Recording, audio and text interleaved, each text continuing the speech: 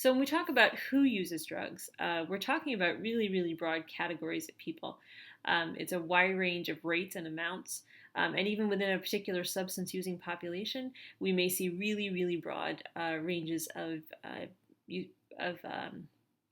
patterns of usage, regardless of what kind of drug that we're talking about. Of course, when we're trying to talk about prevention efforts or treatment efforts, the range of people that we may be addressing has a very important role. We do know that the more accurately our prevention and treatment efforts are focused on a target population, the more likely we are to be successful.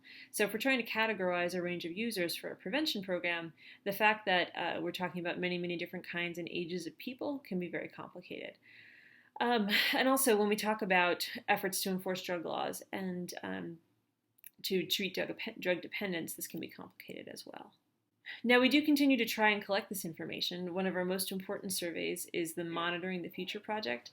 Some of you may actually have taken this survey in high school.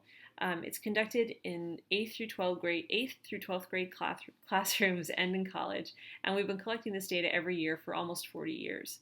And what we're basically looking for here is prevalence, how many people are using, and then also perceived risk and availability. So you've got some data here from Monitoring the Future to take a look at. And what we're going to see is that it starts to show some trends over time. So if we take a look at this slide, we're looking at perceived availability of marijuana on that top blue line. So if we look at the data from 1976 to 2012, we really don't see much change in that perceived availability. What we do see are some pretty broad swings in perceptions of risk and the number of users. So if we look at that time period around between 1990 and 1992, we see that the perceived risk of marijuana use has risen pretty steeply, and that the actual reported rate of use has dropped in a corresponding fashion. And then as we move into the 21st century, we see those lines kind of returning and merging together to the point where perceived risk of marijuana use is at its lowest point since 1978, when use was much more widespread. So this is the kind of data that we collect in the Monitoring the Future study, and it can give us some really important information on drug use over time. Another major drug study conducted here in the United States is the National Survey on Drug Use and Health, or the NSDUH. So this isn't just based on students, it's actually it's data that's gathered from households all over the United States, and it's done in face-to-face interviews. So there's some level of complication here. We may find that people tend to be more honest about illicit behaviors, whether they're sexual or drug-related, in an anonymous setting. So if we have somebody sitting face-to-face with you and asking about your drug use, you may be less honest than you would be if you consider that setting more anonymous. We do start with folks aged 12 and above, so we don't really collect data on anybody much younger than that. And again, this one's been collected annually for almost the same period of time. For the NSDUH, what we're asking about is, again, the prevalence of drug use, but also the frequency. And again, because it's been collected for such a long time, we're able to look at trends over time. So here's some data from the NSDUH, and we're looking at percentage of users who reported marijuana use in the previous month. We can actually see how those lines are relatively parallel, even though we're talking about two different age groups and two different rates of prevalence. The patterns are pretty similar. And if we went back to the Monitoring the Future study over the same period of time, we're going to see a really similar pattern there as well. Let's take a look at another set of data from the NSDUH. And this is actually comparing alcohol use, marijuana, and cocaine use. So alcohol in that lightest purple. We can see it's definitely the most broadly used drug among the young adults responding to the survey, so ages 18 to 25. And it never really dips much below about 55% in about 2000, about 55% of the respondents reporting alcohol use in the last 30 days. We see that trend with marijuana use that we saw in the previous study, that spike in the late 70s, and then the decline, and then rising back up again more towards the 2012 data at the end. And then that bright pink there, that would be cocaine use. And we see that peak in the 80s and then a drop off to a fairly low rate that continues through the 2012 data at the end. So it's reassuring for us as researchers to see those rates are similar. If we look at the data from the two surveys and we put them together and we see that the data reported is similar, it gives us more confidence in the fact that we're getting accurate information from both surveys. So when we combine the data from the two and see those similar patterns, we're seeing an indication that what we're getting is real data, that these trends are real, and that they're reflecting actually changes in American society over that time period. Think about the 70s, you may have some perceptions of drug use there. Think about the 80s, you may have some different perceptions, possibly involving less marijuana and more cocaine. And then into the 21st century here, where we're seeing legalized not just medical use, but actually recreational use of marijuana here in the United States. And you can see how those are actually supported by the data. All right, so now we're going to move on to some correlates of drug use. So what are correlates? These are variables that are statistically related to other variables, such as probably our variable of interest here, which would be drug use. Now, it's really important to realize that just because two behaviors happen at the same time or two conditions exist at the same time, it does not mean that one condition causes the other. So correlates are not causes. And a really classic example of this is the fact that neighborhoods with high rates of crime tend to have the highest number of churches. So if we think about why that might be, we might think that the crime rate is causing the churches. The people there live in dangerous circumstances and they're more likely to express their faith in a community setting. Or we might think that the churches are causing the crime. But the reality is that these two statistics are both correlated with high population density. So the more people you have living in an area, the more churches you have. The more people you have living in an area, the more crime you have. And even though high church density and high crime rates are correlated, one does not actually cause the other. So when we talk about a correlate, we're not talking about one thing that causes another or one variable that's in a relationship of causation. We're just talking about things that co-occur. So when we talk about risk factors for adolescent drug use or correlates of drug use in teenagers, two of our most important risk factors are having friends who use drugs and then also engaging in antisocial activities. So we'll talk a little bit more about that later on. We also have protective factors, though, so correlates of not using drugs.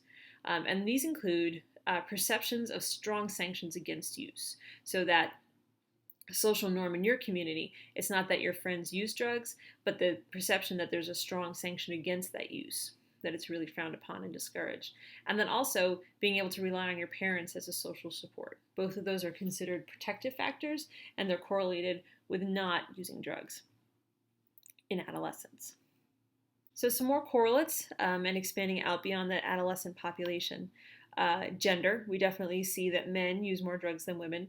Race and ethnicity. And this is not a straightforward correspondence where we can just say that this particular racial or ethnic group is more likely to consume drugs than other people. These patterns actually vary very, very widely depending on which drug we're talking about. For instance, we know that whites are much more likely to consume alcohol than African Americans. So depending on the drug and the population, we may see different patterns. Level of education, like many other things, people who have with higher levels of education are less likely to be drug users.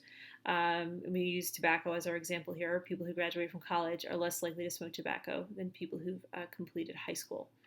We also have personality variables such as impulsivity, and then also genetics. We know that genetics has a role to play in who is going to develop a dependency on a particular substance. So we're not looking at a single gene when we talk about genetics. You do not have an addiction gene. And it's also not a guarantee or a destiny that you're definitely going to become dependent on a substance. It may be linked to the speed at which you become dependent. People may be genetically more susceptible to dependence, or it may be linked to the severity of your withdrawal symptoms if you stop using the drug. If we look at studies of identical twins, and these are interesting because these people have the exact same genetic material, we've been able to determine that about half of your risk for drug dependence is actually dependent. So not 100%, but about 50%. So it can make you more disposed, but it's definitely not a guarantee. So we talked about correlates, or things that happen at the same time as drug use. Now we're going to talk about antecedents. So these are factors that occur before an event. And they're not necessarily causes either. They're kind of like correlates that occur before the drug use is noted. So when we talk about antecedents, we're talking mostly about behavioral factors that we've noted. This includes aggressiveness, conduct problems, poor school performance, attachment to a drug-using peer group, and then also parental and community norms that support that use of drugs.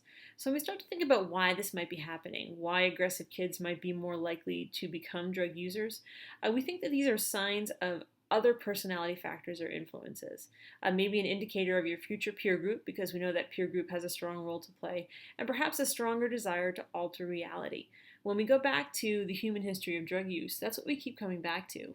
No matter what the society, no matter what the drug, people consume substances because of that basic desire to alter their reality.